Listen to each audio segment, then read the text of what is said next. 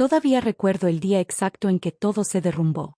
Era un martes por la mañana cuando los proveedores comenzaron a llamar exigiendo pagos atrasados. Por la tarde, los empleados se amontonaban en la oficina preguntando por qué sus cheques habían rebotado. Y esa noche, mientras revisaba desesperadamente las cuentas, encontré la verdad. Alguien había vaciado sistemáticamente las arcas de Panadería Ortega. Ese alguien era mi tío Joaquín, el hermano de mi padre, su mano derecha durante 3 décadas. Historias como esta podrían pasarte a ti. Suscríbete y escucha lo que aprendí. Todavía recuerdo el día exacto en que todo se derrumbó. Era un martes por la mañana cuando los proveedores comenzaron a llamar exigiendo pagos atrasados. Por la tarde, los empleados se amontonaban en la oficina preguntando por qué sus cheques habían rebotado. Y esa noche, mientras revisaba desesperadamente las cuentas, encontré la verdad. Alguien había vaciado sistemáticamente las arcas de Panadería Ortega.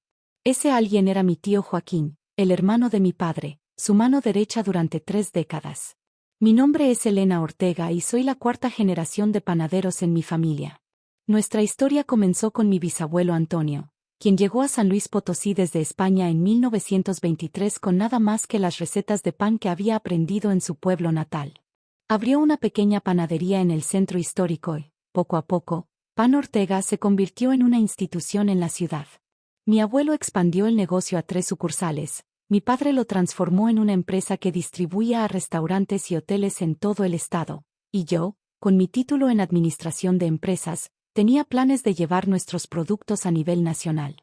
Éramos el orgullo de San Luis, una historia de éxito que demostraba que con trabajo duro y tradición, una familia podía prosperar durante generaciones. Panadería Ortega no era solo un negocio, era el corazón de nuestra familia. Crecí entre el aroma del pan recién horneado, aprendiendo a amasar antes de saber multiplicar, conociendo a cada empleado por su nombre. Algunos llevaban trabajando con nosotros desde que mi abuelo dirigía la empresa. Éramos una gran familia extendida, unidos por la harina, el sudor y el orgullo de crear algo que alimentaba a nuestra comunidad. En el centro de todo estaban mi padre Carlos y su hermano menor Joaquín. Eran inseparables desde niños. Cuando mi abuelo falleció, les dejó el negocio a ambos, aunque mi padre, siendo el mayor, tenía la participación mayoritaria y era el rostro público de la empresa. Tío Joaquín se encargaba de las finanzas, los proveedores y la parte administrativa. Tu padre tiene el corazón y el talento, yo tengo la cabeza para los números, me decía siempre con una sonrisa. Crecí admirando a ambos. Mi padre con su creatividad, siempre experimentando con nuevas recetas, conversando con los clientes, manteniendo viva la tradición. Mi tío con su mente aguda, modernizando los sistemas de la empresa, expandiendo nuestras operaciones con calculada precisión. Se complementaban perfectamente. O eso creíamos todos. Cuando terminé mis estudios en la Ciudad de México, regresé a San Luis para incorporarme al negocio familiar. Mi padre estaba emocionado, mi tío aparentemente también. La nueva generación, brindó tío Joaquín en mi primera reunión oficial. El futuro de los Ortega está asegurado. Durante mi primer año trabajando en la empresa, noté algunas irregularidades menores. Facturas duplicadas, gastos sin documentación adecuada, proveedores que nunca había visto. Cuando las mencioné a mi tío, siempre tenía una explicación razonable. Son nuevos contactos que estoy desarrollando, es una estrategia fiscal, confía en mí, sé lo que hago. Y le creía. ¿Por qué no hacerlo? Este hombre había contribuido a construir la empresa junto a mi padre durante décadas. Era el padrino de mi hermano menor. Venía a comer a nuestra casa todos los domingos. Su esposa, tía Silvia, era la mejor amiga de mi madre. Nuestras familias estaban entrelazadas de maneras que iban mucho más allá del negocio. La catástrofe llegó sin advertencia previa. Un día, todo parecía normal. Al siguiente, estábamos al borde de la quiebra. Cuando finalmente desentrañé el desastre financiero, la magnitud del engaño me dejó sin aliento.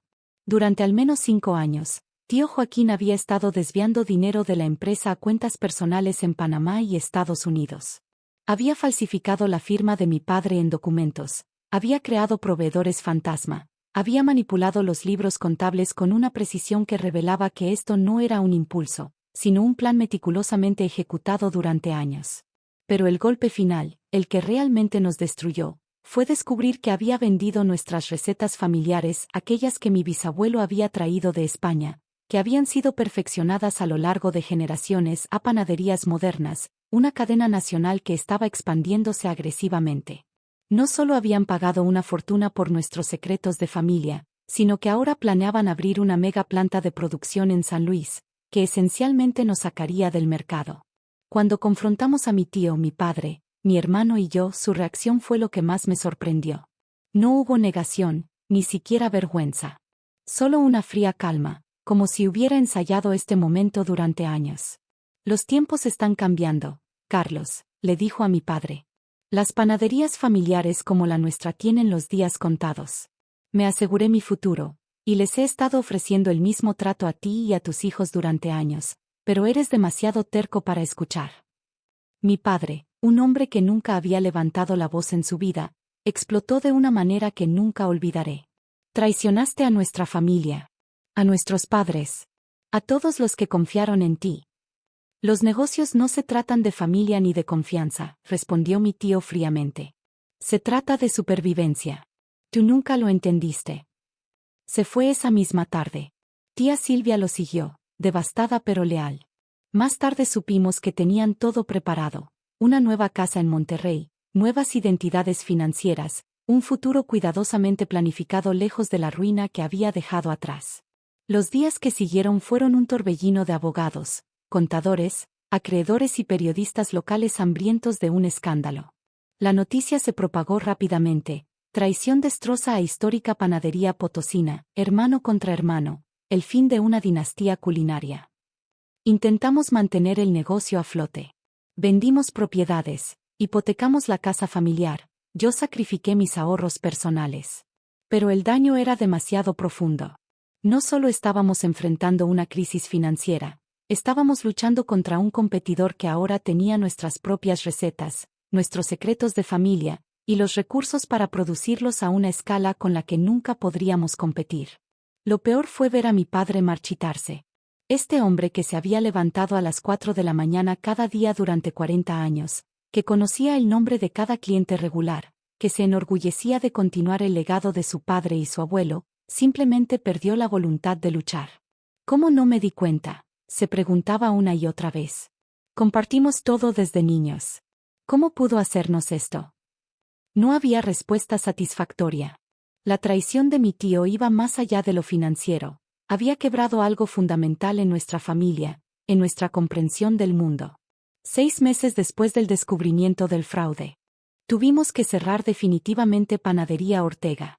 Vendimos los equipos para pagar a los empleados, muchos de los cuales habían estado con nosotros durante décadas. Ese último día, cuando bajamos la cortina de hierro por última vez, sentí que no solo estábamos cerrando un negocio, sino un capítulo de la historia de nuestra ciudad. Los meses que siguieron fueron los más oscuros. Mi padre cayó en una depresión profunda.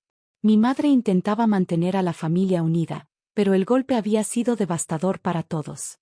Mi hermano, que nunca había querido realmente unirse al negocio familiar y ahora sentía un alivio culpable por su final, se fue a Tijuana a buscar trabajo. Yo me quedé en San Luis, tratando de juntar los pedazos, de entender cómo reconstruir nuestras vidas. Un año después del colapso de la panadería, recibí una llamada inesperada. Era doña Mercedes, una de nuestras clientas más antiguas y propietaria de un pequeño hotel boutique en el centro. Elena, necesito hablar contigo, me dijo sin rodeos. Los panés que compro ahora no saben igual. Mis huéspedes preguntan constantemente por esos maravillosos bolillos de antes. ¿No has pensado en volver a hornear, aunque sea a pequeña escala? Esa conversación encendió una chispa. Quizás habíamos perdido el negocio familiar, pero no habíamos perdido el conocimiento, la pasión, la conexión con nuestra comunidad. Y aunque mi tío había vendido nuestras recetas, había algunas, las más especiales, las verdaderamente tradicionales que solo mi padre conocía de memoria y nunca habían sido escritas. Con mis últimos ahorros y un pequeño préstamo de doña Mercedes, alquilé un local diminuto, apenas más grande que un garaje, a unas cuadras de donde había estado nuestra tienda principal. Compré equipos básicos, de segunda mano en su mayoría. La parte más difícil fue convencer a mi padre. Estaba tan herido, tan desconfiado, que la idea de volver a intentarlo le parecía imposible. Pero una tarde, después de semanas de insistir, finalmente accedió a venir a ver el local. Recorrió el espacio en silencio, tocando los mostradores, el viejo horno que había conseguido. Finalmente se detuvo y me miró con ojos llorosos. Es tan pequeño comparado con lo que teníamos. Es un comienzo, papá. Diferente, pero nuestro. Esa misma noche, mi padre entró a la cocina de casa y comenzó a escribir.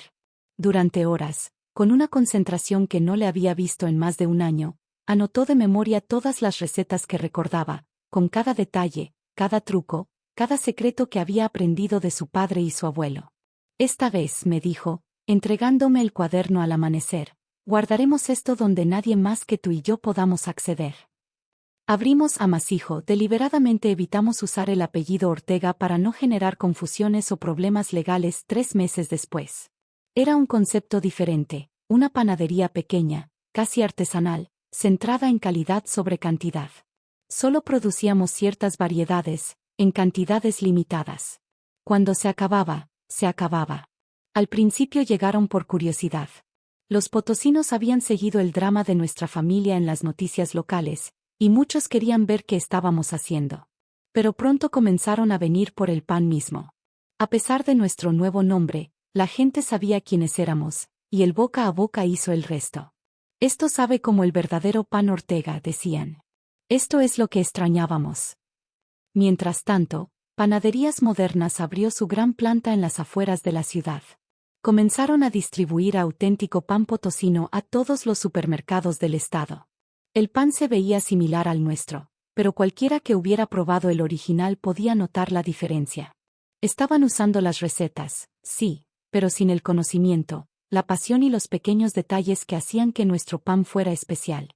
Un domingo, aproximadamente 6 meses después de abrir Amasijo, mi padre y yo estábamos cerrando cuando un auto lujoso se detuvo frente a la tienda. De él bajó mi tío Joaquín. Había envejecido. A pesar del evidente éxito material del auto, el traje, el reloj caro parecía haber perdido algo vital. Mi padre se quedó congelado, incapaz de moverse o hablar. Carlos, Elena, saludó mi tío, como si nos hubiéramos visto la semana anterior y no existiera un abismo de traición entre nosotros. Veo que han encontrado la manera de seguir adelante. ¿Qué quieres, Joaquín?, logró preguntar mi padre finalmente. Supe de este lugar. La gente habla. Dicen que es mejor que lo que Panaderías Modernas está produciendo con las recetas que les vendí. No son las mismas recetas, respondí, protegiendo instintivamente a mi padre. Nunca lo fueron. Mi tío sonrió tristemente. Lo sé.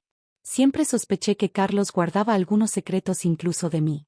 Siempre fuiste más listo de lo que te di crédito, hermano.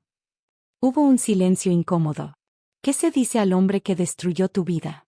¿Al hermano que traicionó décadas de confianza? Voy a hacerles una oferta, continuó mi tío. Soy accionista importante en Panaderías Modernas ahora.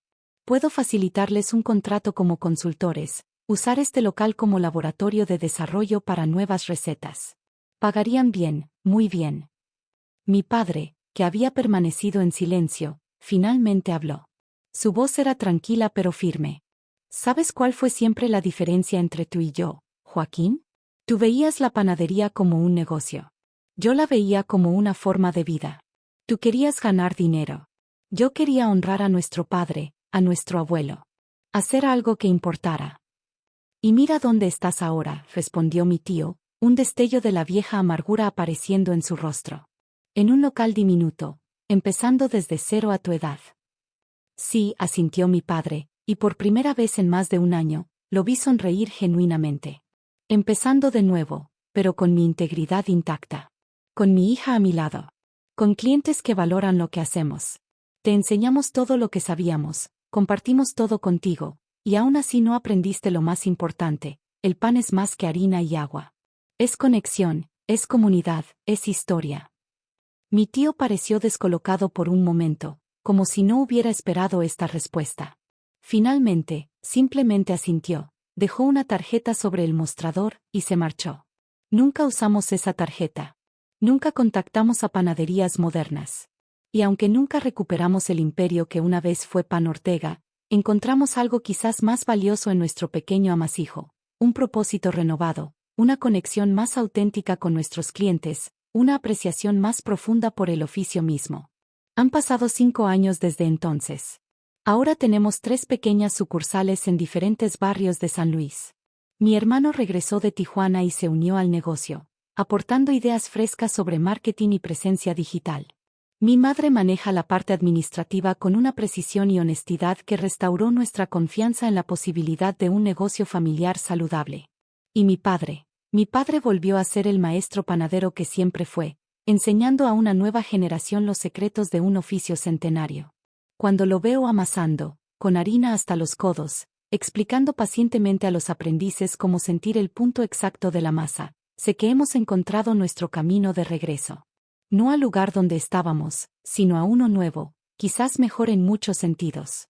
En cuanto a mi tío, ocasionalmente oímos de él a través de conocidos comunes. Sigue siendo exitoso financieramente, pero se ha divorciado 2 veces desde entonces. Vive ahora en Estados Unidos, lejos de la comunidad que una vez conoció tan íntimamente. A veces me pregunto si vale la pena.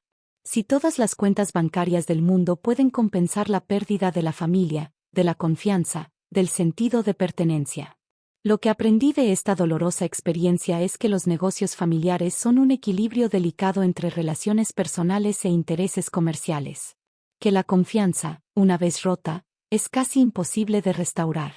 Pero también que a veces, de las cenizas de una traición, puede surgir algo nuevo y valioso, si estás dispuesto a volver a lo fundamental, a recordar por qué comenzaste en primer lugar. Cada mañana, cuando abro las puertas de Amasijo y recibo a los primeros clientes del día, siento el peso de 4 generaciones de panaderos Ortega observándome. Ya no tenemos el nombre, ni el imperio comercial, pero tenemos algo que mi tío nunca entendió y que nunca pudo quitarnos: el verdadero espíritu de lo que significa hacer pan para tu comunidad, día tras día, con orgullo y amor por el oficio. Y eso, descubrí, es un legado que ninguna traición puede destruir. ¿Y tú? ¿Has vivido una traición familiar o empresarial que te haya obligado a empezar de nuevo? ¿Crees que los negocios y la familia pueden mezclarse exitosamente o es mejor mantenerlos separados? Te leo en los comentarios.